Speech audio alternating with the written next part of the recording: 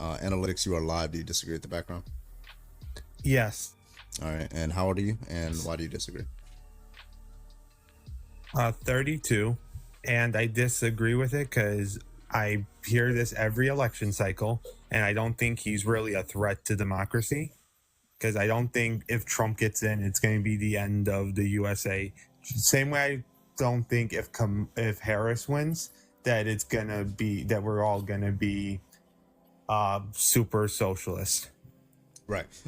Yeah. So like the difference is obviously going to be that Kamala Harris has never had any predispositions or any policies that anyone could describe as socialist without like just changing the definition of the word socialist to something that's just liberal.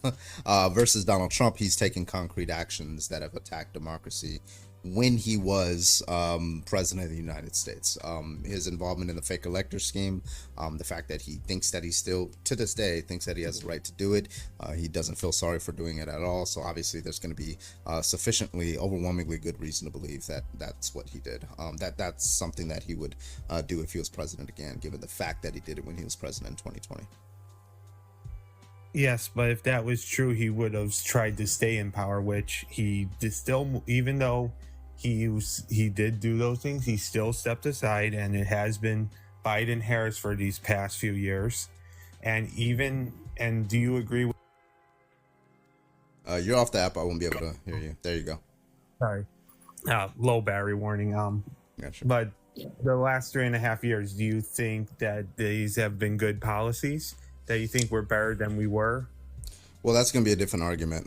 But like, yeah, regarding Donald Trump, no, he absolutely did not step aside. It was not peaceful. He still has not conceded the election. He did try to steal it through the fake elector scheme. He does support the insurrection that tried to overturn the government. So yeah, I wouldn't say that that was in any sense of the word a peaceful transition of power. The only reason why he left on January 20th is because at that point, like the Secret Service would have forced him to get out, and the optics would have just been bad for that, right? Like if you if you walk into like a Walmart and right, you attempt to steal like a TV, but then you fail because I don't know, it's bolted to the wall, and like the security escorts you out. You didn't give up, like you just like, oh yeah, you failed. Right, but he's still going to be a threat to democracy because one, who's to say that he won't have the loyalists in place next time? The one reason why it failed was because he didn't have loyalists. Yeah, he didn't have loyalists. A lot of people said no, it didn't go along with the scheme. So he kept firing people to try to get loyalists in office.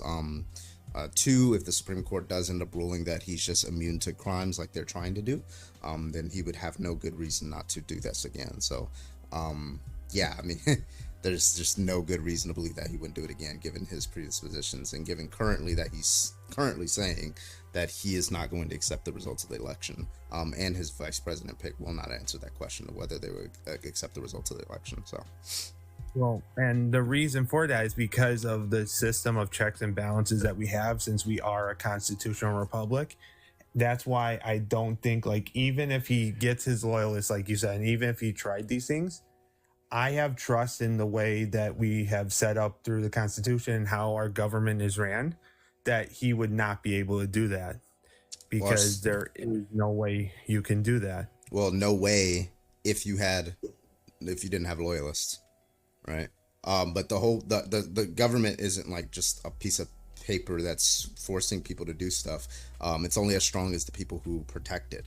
And if Donald Trump installs people who will not protect it, which we've shown he has been capable of doing, Jeffrey Clark was one of his lawyers who went along with his plan. He had multiple people in his administration who went along with his plan. You have the Supreme Court, which is literally the biggest court, like the most circumstantial, not circumstantial, consequential court in our society, is ruling that this man can potentially be above the law. So like our systems are only as strong as the people who are willing to uphold them. And if he's willing to just replace those people with loyalists, then what's the argument for why it's not going to be successful the next time around? Well, it's not that he's going to replace loyalty. He also, if you read through his things, he does want to cut down on the bureaucracy we have, because one of the biggest issues that we have with the government is that the people running it aren't elected. Most of the positions are bureaucrats who've been put in these positions for 20, 30 years. The same people that had been advising Bush, Clinton. They're the same. They still are in power. And that's one thing why I do prefer Trump over, say, Harris and Walz, because I have other reasons I don't support them. But anyone who's going to downsize and get rid of that bureaucracy is someone who's going to. He just wants to replace them with loyalists, though. Who's he gonna? He's not downside. He's replacing these people. He wants to undo like these schedules that allow like where he could just go into like some random, I don't know, NASA worker, and just because they disagree with the president, he could just fire them, right? These are non-political positions that he wants to turn into political positions. That's the whole point, right? Like his plan is to turn non-political positions in government into political positions so he can have sway over them. He wants to control the Justice Department to be his own personal like law firm to go after political opponents. He specifically said this. Like he's telling people exactly what he wants, and people are just like, you know, it's just like they're infantilizing that. Like obviously he's gonna do it. So why would you vote for that? Well, because he's though I know which quote you're talking about. You're talking about I would be a dictator for a day, right? That's what you're talking about. Well, that's one, but like his platform is when you talk about like undoing the bureaucracy, that's what he's talking about. He tried to do this, and when he was president, like he had a lot of non-loyalists, but he's not going to make that same mistake again, right? He's just talking about turning it into a political arm for himself. That's it. Yeah, dictator day one, but also like he'll use the military against U.S. citizens. He'll terminate elements of the Constitution. He said that to rig elections for himself. He tried to steal an election. I don't understand how far I got to go with this. All right, so I understand what you're saying, and only thing I was saying, like, yes, and that is wording that has been taken out. I've looked through his Agenda 47, which is what I've used to think, okay, so this is what he says he wants to do, and he doesn't want to install his own people in there. Now, if you're talking about Project 2025, yeah, that was written Project 25, but that is not Trump's plan. Even CNN has come out and said so that he doesn't want his own loyalists in there. No. Even though he did that when he was president of the United States. It wasn't that he I'll tell you exactly loyalists. what he did. So the Justice Department, he has the Attorney General, Deputy Attorney General, that was Rosen and Donahue, right? He was asking them to conduct sham and election investigations to try to have like, you know, obviously the election was fake, stuff was fake, whatever. But he was trying to give that like the weight of the Justice Department to try to send letters to like these state legislatures to call special sessions to draft, you know, investigations and stuff like that. So that way they can have like some justification for overturning the election results.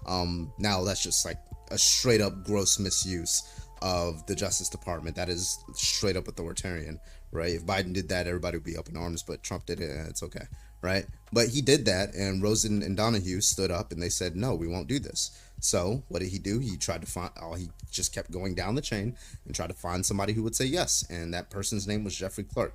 He was like in the environmental department of the Justice Department. He had no business doing anything regarding elections, but he's like, oh, you'll go along with me? Okay, cool. So he was using him as the liaison between him and Rosen and Donahue to say, hey, like the president's going to fucking fire you and make me attorney general if you don't sign this letter.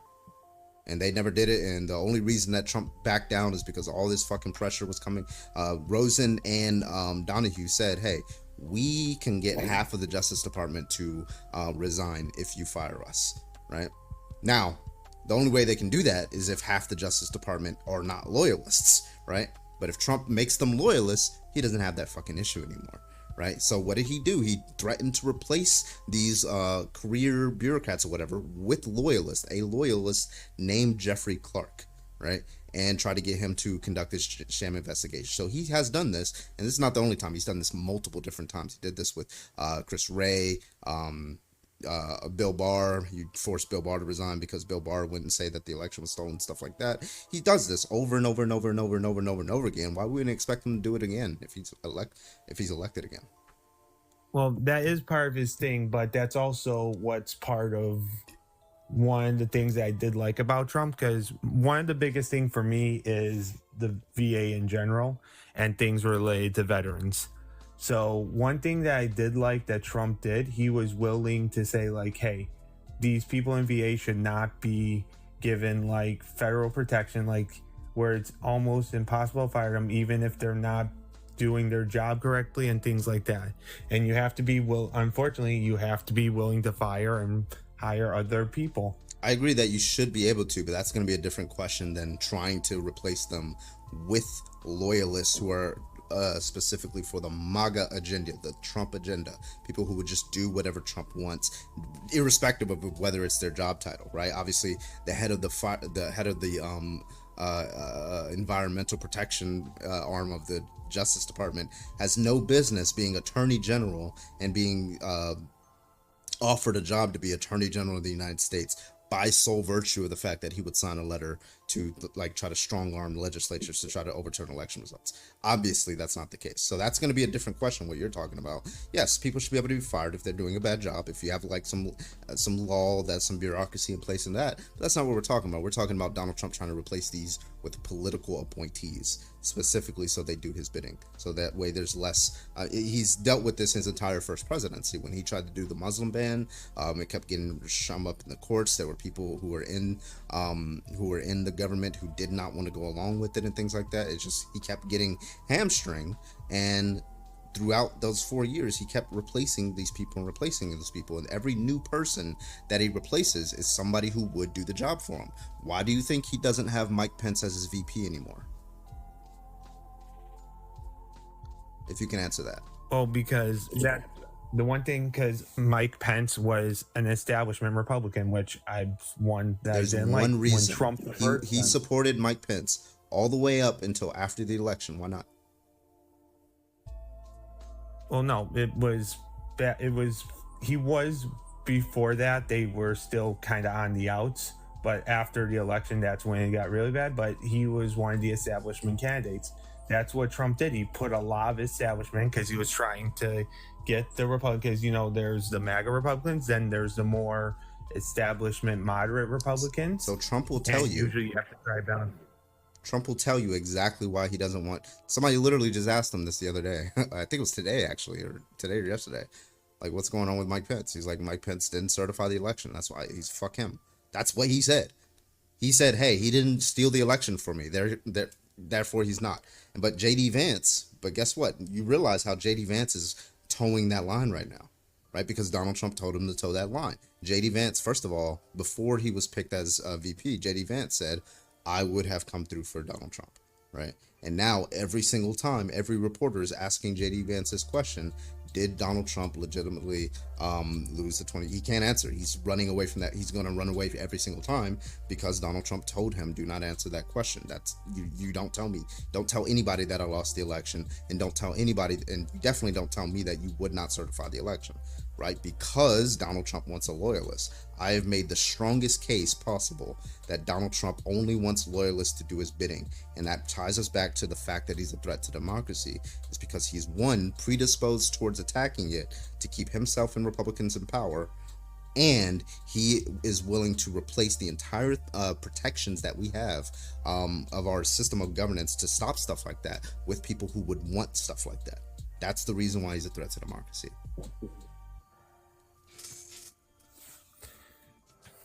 And I understand why you feel that way, but with the checks and balances we have, even if he installs those loyalists that you're saying he wants to, which I'm not disagreeing with that, because it's clear that's what he's doing.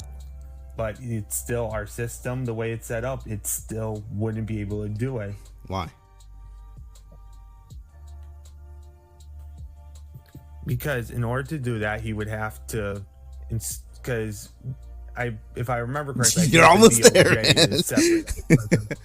Jotun Rose, thank you for the follow on Twitch. Appreciate it. He would have to do one thing, that is to replace those people who would stop him with loyalists. That's it. That's all he has to do. Yes, but there's so many checks and balances. There's no way he could replace every single person. Who protects those checks? He doesn't need to do everyone. He just needs to do enough. All he needed was 3 Supreme Court justices, and look, it's possible that the President of the United States may be immune from all criminal activity. And that's not just with 3 judges. When it comes with relation to his duty. Do you want a president who would try to overthrow the government? I disagree with he tried to overthrow the government because he did his speech. He never said go invade and let's Wait, I'm sorry. overturn The this fake election. elector scheme is a soft coup. That was a soft coup. It was soft because there wasn't violence in the fake. There was violence in January 6th. That's a different thing. But I'm talking about what Donald Trump intentionally himself did, right? Which was the fake elector scheme. That was a soft coup. That was a non-violent try to overturn. Like he was trying to form. That's an authoritarian government. Like people vote you out of office, then through illegal, illegitimate means you keep yourself in office. That is a soft coup. That is the overturning of a government. Yes. All right. Well, obviously it didn't work and it didn't happen. So Well, that goes back to my original question. Do you want somebody who would try to do that as president? Like you can't even imagine Kamala Harris trying to do that, obviously. well, I honestly would still prefer that over Harris. Okay. As messed up as that sounds, that's how much I don't like Harris. Wait, what? I don't understand like what it is that Harris would have to do. Like this man has been held civilly liable for rape. He tried to overturn an election. He's advocating for basically what is tantamount to ethnic cleansing of Haitian minorities, immigrants who are legal, by the way, in Springfield, Ohio. Did I mention that he raped a woman? Right. I don't know what she has to do to overcome that. There is, for like what I said, is I do not like Harris. Like that's why. Like honestly, you could have put anyone in front of there, and I probably would have voted for them over Harris. What Honestly, is if Harris Biden was like? still in, What's I worse probably than would have raping a voted. woman that Harris did? My issue with Harris is she's a very vanilla candidate. She doesn't really have any of her own beliefs. I believe she's just a puppet for the establishment. And I just don't honestly believe anything she says. That's fucking crazy. Grandmaster with the 5 gifted subs for the kick. Thank you for the 5 gifted subs, Grandmaster. I appreciate you. W Grandmaster in the chat. God fucking damn it, bro. I fucking can't, bro. Bro, what? I don't know. My husband over here was like, what is happening? God damn, bro. Grandmaster What can always you gets the possibly W's. do that's worse than trying to overthrow the government, deport legal black citizens by virtue of them being Haitian because of Nazi propaganda, and then like raping a woman? I don't understand what's worse than that. Oh, well, she's just vanilla. Bro, okay, give me the fucking vanilla. Give me the fucking vanilla, bitch. What the fuck do you mean? I want that vanilla. I don't care if it's the most vanilla of the most. That shit can be Gary's Mod vanilla, okay? That's how vanilla I want that shit to be, okay? If the comparison is to fucking grape, all right? Hacks. That's what I fucking want, all right?